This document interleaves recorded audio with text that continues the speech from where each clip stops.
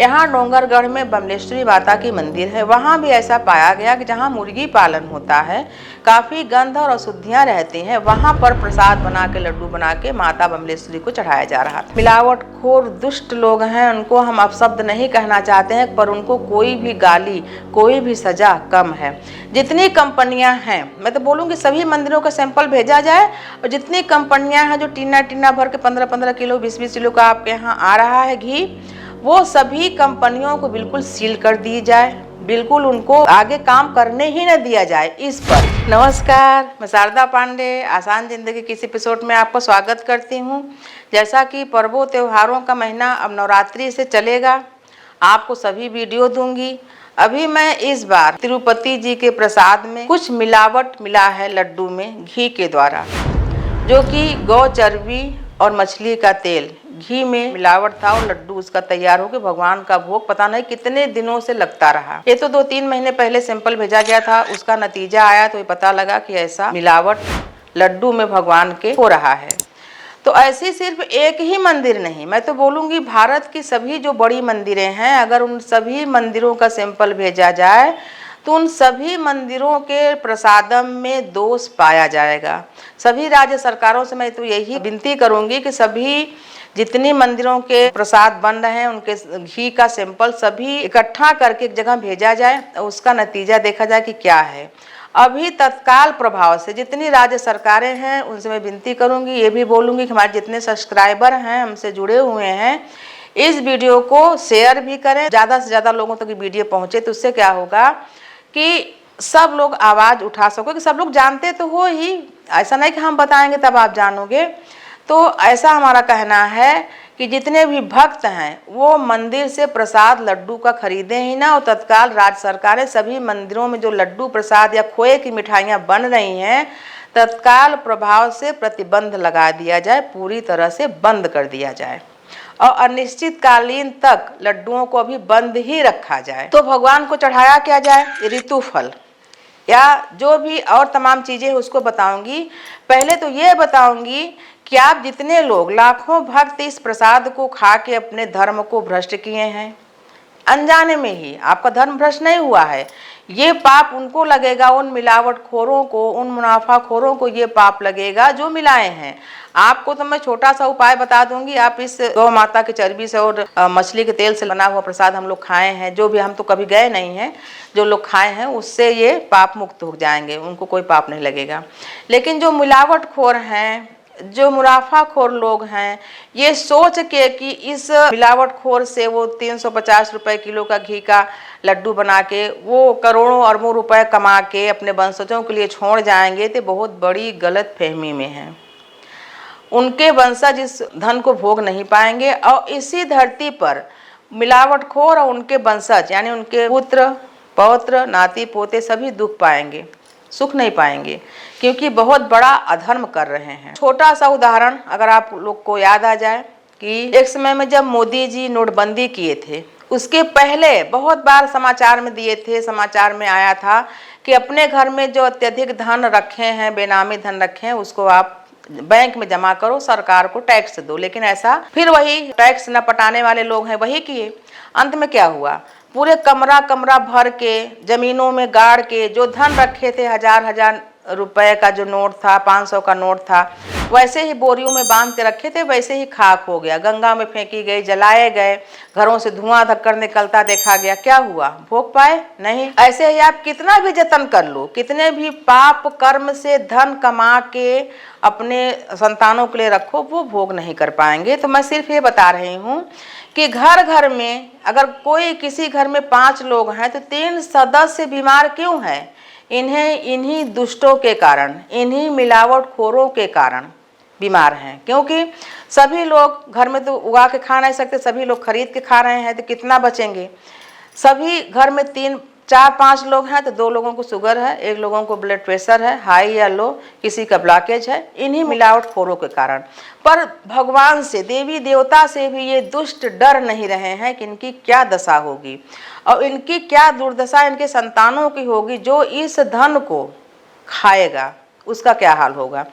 जिन गौ माता के देह में करोड़ों करोड़ देवी देवता वास करते हैं, उन गौ माता का चर्बी हम सनातनियों को खिलाया जा रहा है प्रसाद के द्वारा, धर्म भ्रष्ट किया जा रहा है। तो जो अनजाने में किया हुआ है तो पाप नहीं कर सकते, अनजाने में किया हुआ दोष जो धर्म भ्रष्ट के लिए हुआ है उससे आप लोग मुक्ति पा जाओगे।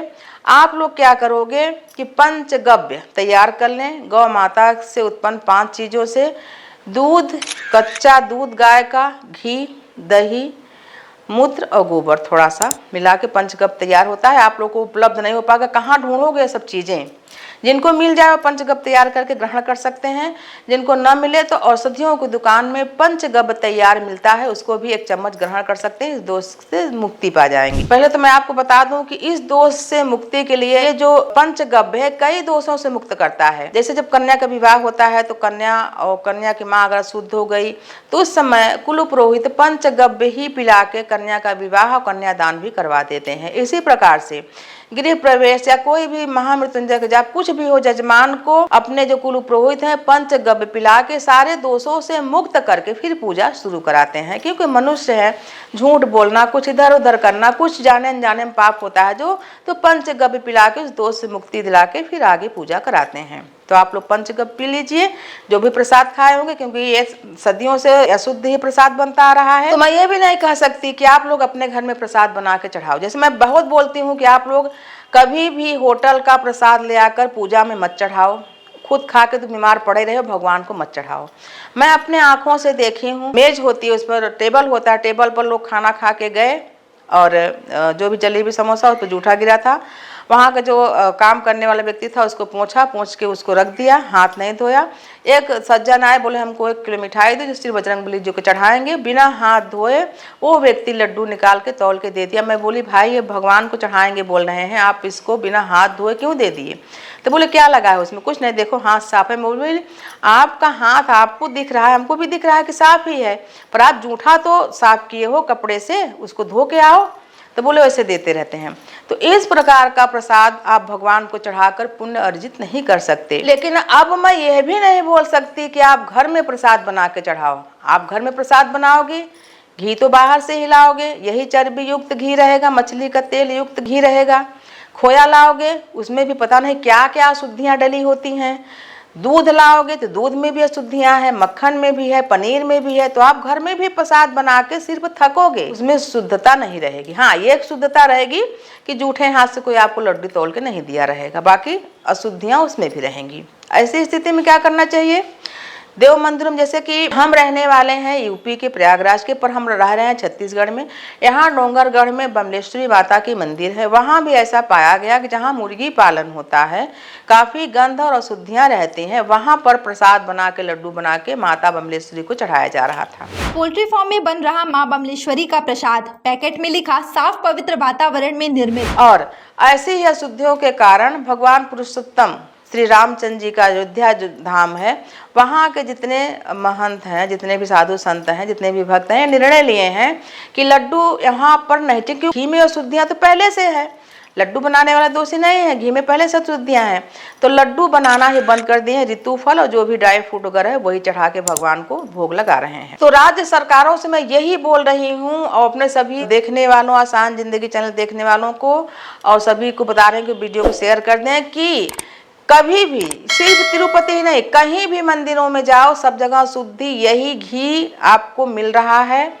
और कहीं भी मंदिरों में आप लड्डू खोया का हो या बेसन का मत चढ़ाओ। क्या चढ़ाओ आगे बताऊंगी। और राज्य सरकारों से बोलूंगी तत्काल ही प्रभाव से इस लड्डू को ऊपर पूरी तरह से प्रतिबंध लगा दें, निश्चित कालीन तक लड्डू चढ़ाएं ही ना। चढ़ाएं क्या? धान की लाई, जो धान की लाई सीधे धान को भून के निकाला जाता है, वो भेल उल जो बनाते हैं वो लाई नमकीन वाली नहीं, सीधे धान को भून के लाई निकाली जाती है, वो भगवान को भोग लगाया जा सकता है। सभी देवी देवताओं को उस लाई का भोग लगाया जा सकता है। छोटे दाना की मिश्री, ये भी आप भोग लगा सकते हैं। भुना हुआ चना जिसमें नमक न डला हो, ऐसी यानी कि वहाँ ट्रस्ट वाली ये व्यवस्था करें कि ये शुद्धता पूर्ण ये प्रसाद तैयार होगा, जिसमें कि देखने से भी लगे कि हाँ इसमें अशुद्धि नहीं है। खोल वाली मूंगफली जिसमें नमक न डला रहे, ऊपर खोल चढ़ी हुई मूंगफली, उसको भुनाएं, भून के अलग अलग पैकेटों में, पारदर्शी पैकेटों में उसको पॉलिथीन में पैक करें। नाम लिखें कि ये कब पैक हुआ, इसका कितना दाम है और ये किस देवी देवता के स्थान से ये प्रसाद आपको दिया जा रहा है।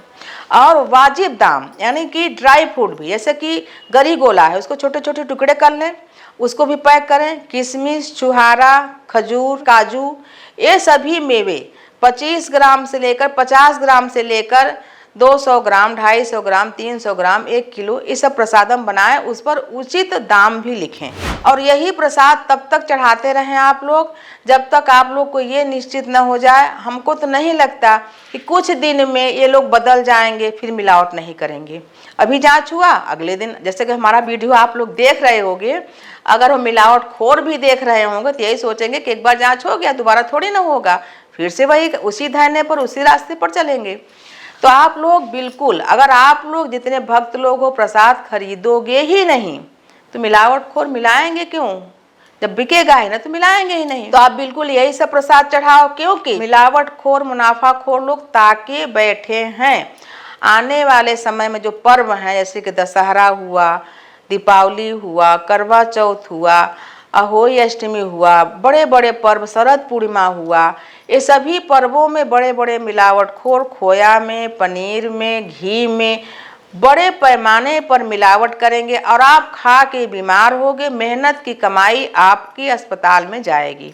बिल्कुल बाहर की ये सब चीज़ें तो इस समय खरीदना यानी आप बीमारी खरीद के ला रहे हो। बिल्कुल मत खरीदो। बच्चे जिद करते हैं तो घर में रेवड़ी वगैरह खरीद लो, इसमें ज़्यादा मिलावट हो नहीं सकता, इसको खा सकते हैं। ये सब चीज़ों किलो 2 किलो 4 किलो खरीद के मत लाओ, मत खाओ। बहुत साधारण सी चीज़ें, गुड़ का, मूंगफली का घर में जो पट्टी होता है, लड्डू होता है, उसको बना के आप खाओ। इन सब चीज़ों को मत खाओ। तो मैं आपको बता रही हूँ कि ये बहुत दुखित मन से इस वीडियो को बना रही हूँ कि जितने भी मिलावटखोर दुष्ट लोग हैं उनको हम अपशब्द नहीं कहना चाहते हैं, पर उनको कोई भी गाली, कोई भी सजा कम है।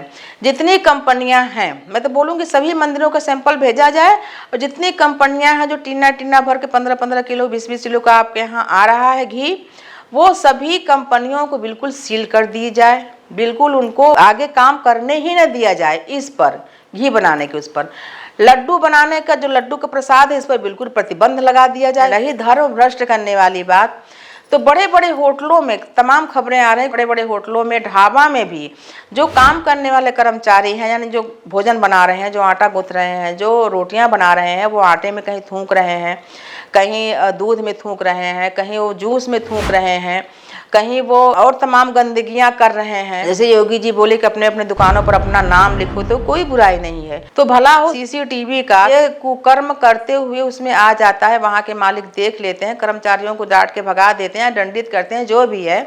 तो हमारा ये कहना है कि ये सिलसिला भी पता नहीं कितने दिन से चल रहा है। तमाम ऐसे लोग भी हैं जो कि लहसुन प्याज भी नहीं खाते हैं, वो बीमारी अवस्था में कहीं अपने शहर से दूर शहर में इलाज कराने गए हैं, तो उनको भी होटलों में कभी कभार भोजन मंगा के या खुद जाके खाना पड़ता होगा। तो उनका कितना बड़ा धर्म भ्रष्ट हुआ होगा कि ऐसे मतलब कुकर्मी लोगों का थूका हुआ रोटी या जूस या दूध वो पी के अपने धर्म को भ्रष्ट किए होंगे। और इन दुष्टों के कितना पाप लगा होगा, कितना पाप इनको लगेगा। इनको बहुत दंडित किया जाना चाहिए। तो मैं आपको बता रही हूँ, हमको बहुत ही दुख लगा कि साधारण मनुष्यों को तो घर घर में ये मिलावटखोर लोग बीमार करके उनको पस्त कर ही दिए हैं, पर भगवान को भी नहीं छोड़े। इनको बिल्कुल डर नहीं है। ये सिर्फ ये सोचते हैं कि पत्थर की मूर्ति तो है, बेवकूफ़ लोग आते हैं, ये प्रसाद खाएं और जाएं, और मुनाफाखोर लोग करोड़ों कमा के अपने वंशजों के लिए रखे रहें। पर जो मिला रहे वो भी, उनके वंशज भी इसी धरती पर दुख भोग के तुम लोग जाओगे, पैसा तुम्हारे काम नहीं आएगा। तो मैं आपको बता रही हूँ कि लड्डू को प्रतिबंधित कर दिया जाए, ड्राई फ्रूट को चढ़ाया जाए। जितने भी भक्त हैं पंचगव्य ग्रहण करके अपने दोषों से मुक्त हो सकते हैं। और हमारे साथ ऐसे ही बने रहें, देखते रहें आसान जिंदगी। तब तक के लिए नमस्कार।